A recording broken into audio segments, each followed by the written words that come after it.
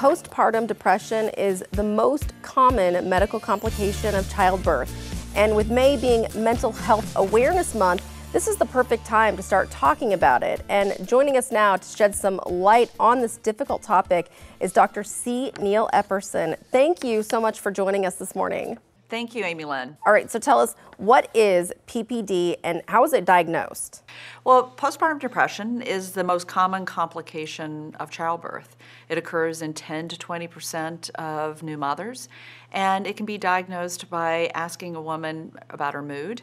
Women with postpartum depression will complain of feeling very sad, lonely, down in the dumps, depressed. They may use that language.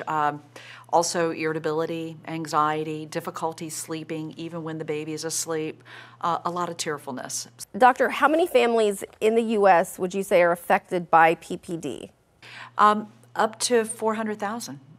It depends. If you look at the 10%, the 20%, but somewhere in the range of 400,000 families. So this is a major medical problem for women who are caring for new children and maybe also have other children in the household, because it can have a negative impact not only on her, but also the development of the children. And why does PPD incidence vary by state?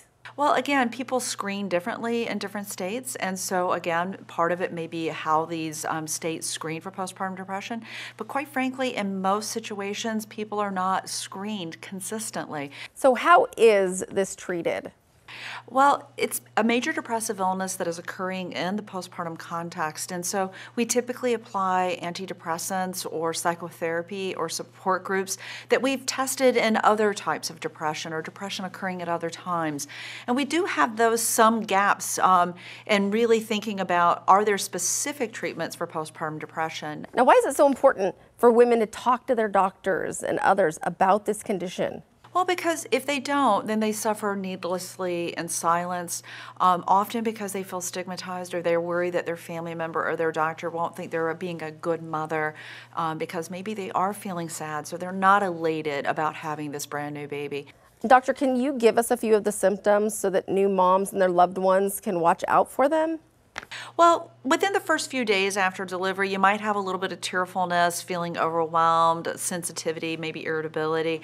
That's not uncommon. That's kind of considered the baby blues. But if it goes beyond that the woman is really crying a lot or seems very forlorn, spending time alone, not enjoying the baby. Thank you so much. You have provided great information this morning, Doctor.